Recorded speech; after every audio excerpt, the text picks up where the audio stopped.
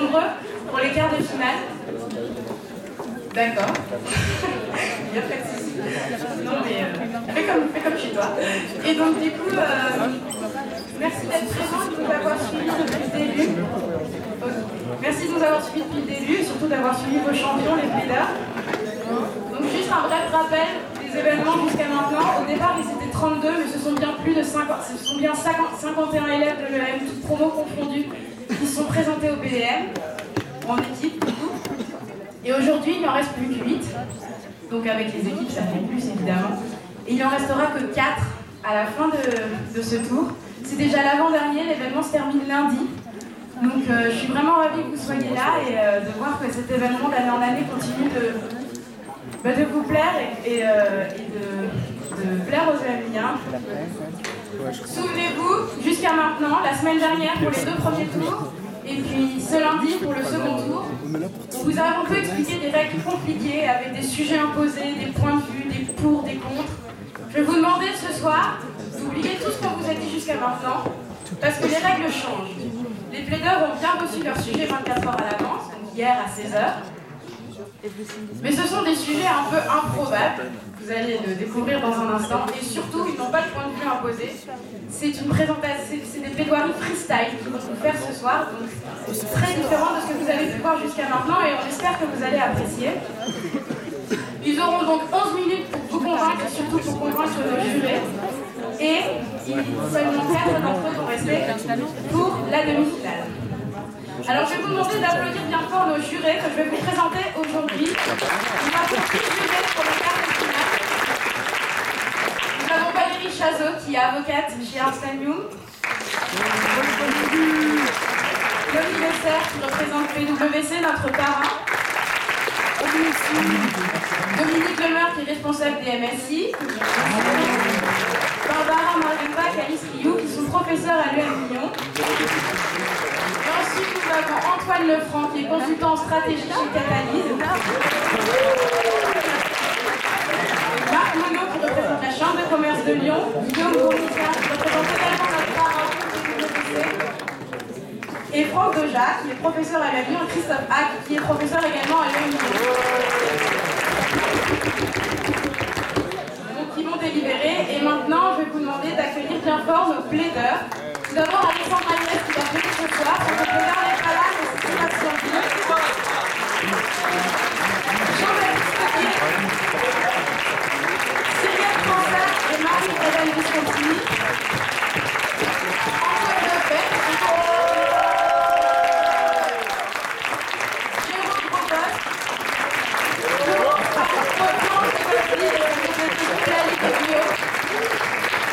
Clément Foucault et Alban Lemoine de Sainte-Marie.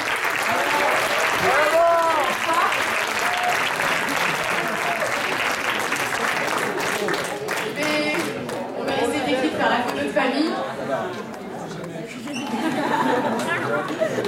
Ils sont 8, il faut immortaliser ça. Tout à l'heure, ils sont plus de 4. Je parle en termes d'équipe, bien sûr. Parce que...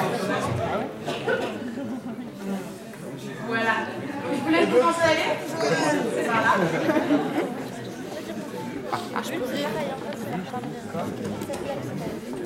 Et on va pouvoir commencer avec le premier match, vivre dans un donjon. Et donc j'appelle Alban et Jean-Baptiste. La fois dernière, j'ai eu des problèmes avec la fenêtre, donc je vais vous laisser faire. Pile ou face et... Alors attends.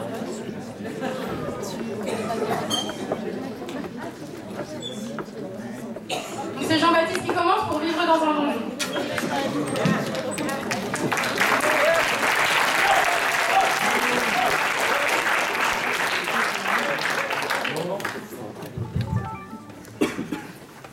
Cher public, cher jury, bonsoir. Ça fait maintenant 24 heures que je parcours la France pour essayer de trouver des informations sur le terrain, sur notre sujet qui nous intéresse ce soir, vivre dans un donjon. Voici mes résultats. Il y a en France 11 000 châteaux. 4/5 de ces châteaux possèdent un réel donjon. Sur ces châteaux à donjon, les 2/3 ne sont pas en ruine. Sur ces châteaux à donjon qui ne sont pas en ruine, seulement 5% possèdent encore un donjon habitable aujourd'hui.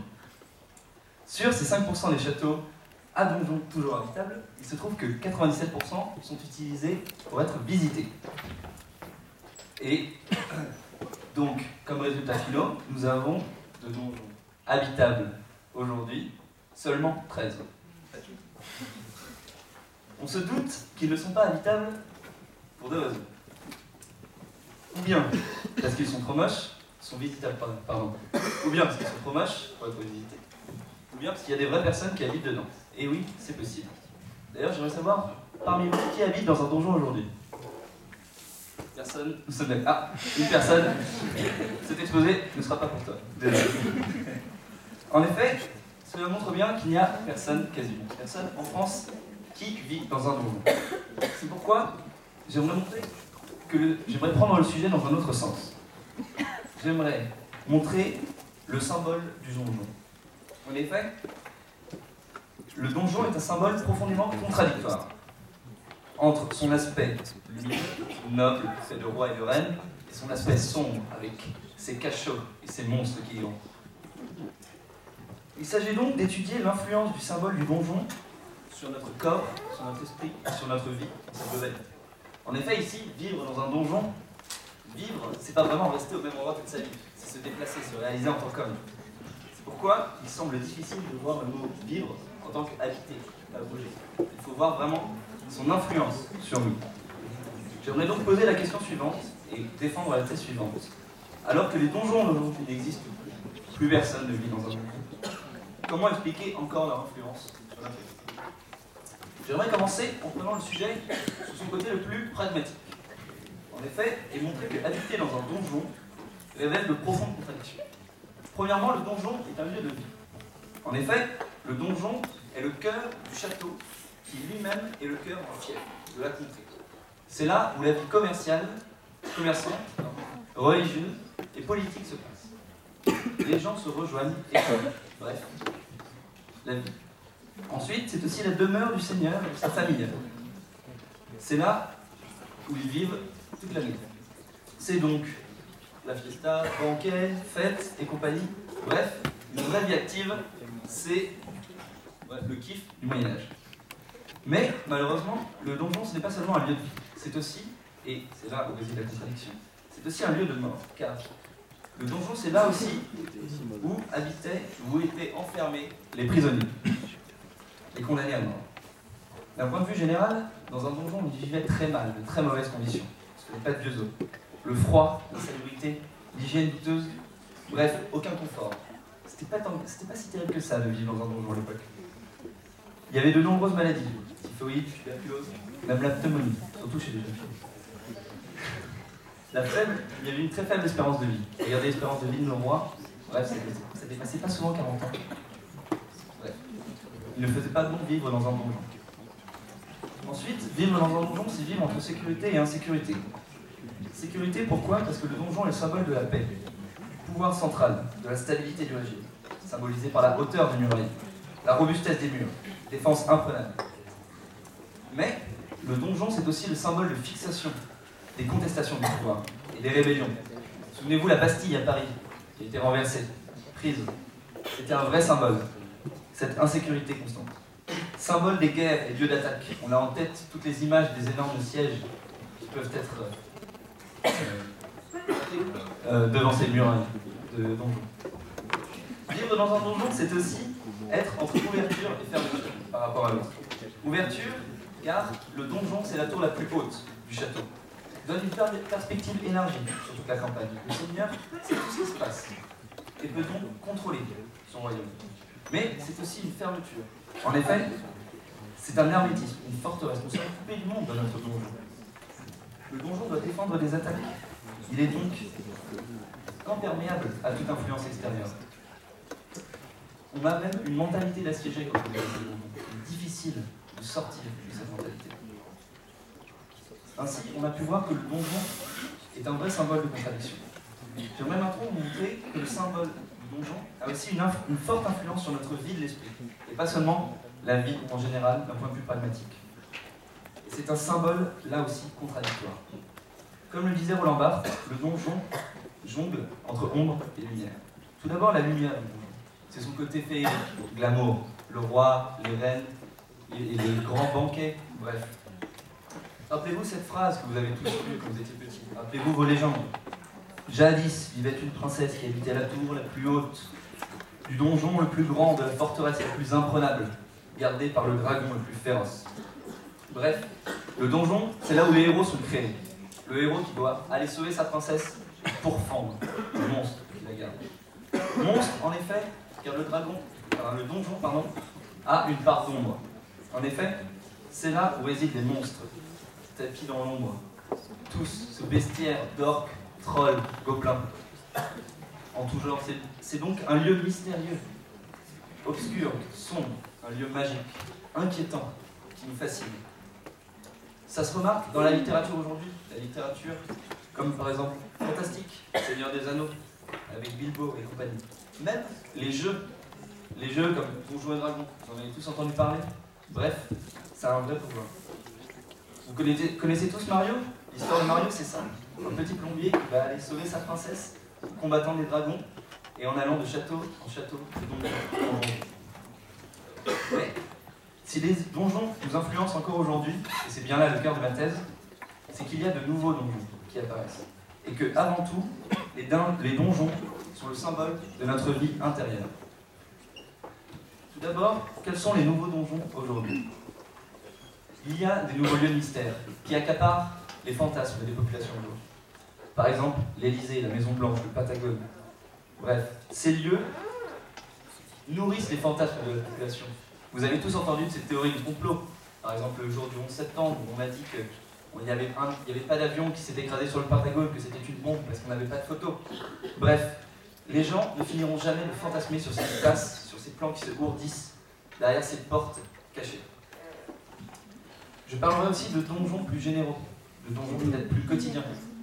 Par exemple, le 16e à Paris ne serait-ce pas un donjon où la barrière serait celle de l'argent et où les gens seraient plutôt les nobles de l'époque, alors qu'à l'inverse, peut-être que les HLM des banlieues seraient ces donjons où les gens préféraient s'échapper. On remarque là que le donjon a toujours cette contradiction entre la lumière et l'ombre. Enfin, le donjon est le symbole de notre vie intérieure.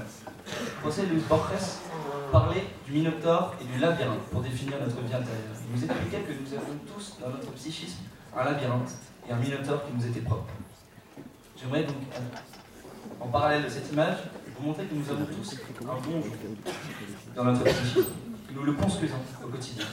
En effet, notre personnalité, notre caractère est un donjon, un forteresse que nous avons construit dans notre naissance. Nous avons élevé des murailles pour nous protéger de l'autre. Nous avons creusé des douves pour se protéger toujours. Nous avons créé des ponts-levis pour pouvoir communiquer avec les autres. Bref, nous voulons protéger nos secrets, peut-être même protéger les monstres qui vivent à l'intérieur de nous, comme le montre Dr. Jekyll et Mr. Hyde, où le monstre, pour le coup, sort de son donjon et arrive dans la réalité. L'autre est donc aussi un donjon. Comment accéder à l'autre? Vous verrez, vous avez tous vu le film Inception, quand les héros essayent de pénétrer le psychisme de la personne, ils arrivent de plus en plus dans des forteresses de plus en plus inextricables, de plus en plus difficiles d'accès, armés, défendus. On se fait attaquer. Aujourd'hui, si on voulait pénétrer l'esprit de quelqu'un d'autre, peut-être arriverons-nous face à une forteresse, des murailles, on se sentirait mal à l'aise, on parcourrait des couloirs sombres, parfois lumineux. Là encore, la contradiction est présente, et cette contradiction qui est présente dans notre esprit et parmi nous. Pour conclure, j'aimerais insister sur le fait que c'est parce que ces donjons nous représentent, avec nos qualités et nos défauts, que ce symbole nous frappe encore aujourd'hui.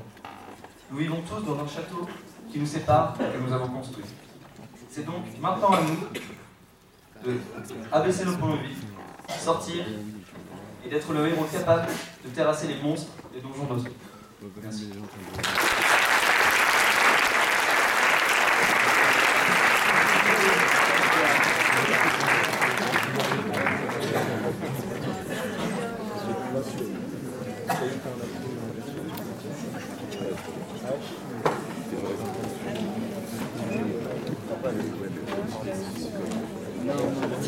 Je le connais en fait. Le dérage. Oui, ça a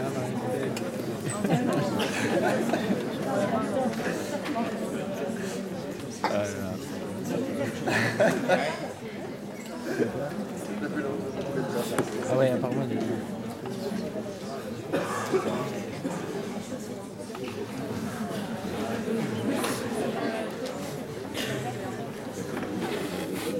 Bonsoir.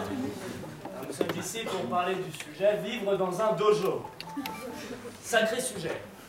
Original. Bizarre même. Je crois d'ailleurs qu'il cache une triste réalité. L'administration instrumentalise verbatim. Une machination terrible, messieurs dames. Retour de Madame Kiefer et bim, un sujet pour promouvoir le campus de Shanghai. Vivre dans un dojo, donc. Le titre semble tout trouver. Odeur de chaussettes, disparition de la Zumba, rêve de moderne jazz, le dojo de l'EM au cœur de la tourmente. Le dojo dont... Le donjon? Comment? Me serais-je trompé de sujet? Mais c'est terrible! Moi qui comptais vous parler d'architecture japonaise, des Pokémon donjon mystère, des systèmes d'adduction d'eau, des bols de riz et du saké, et de mon amour passionné pour Talitran.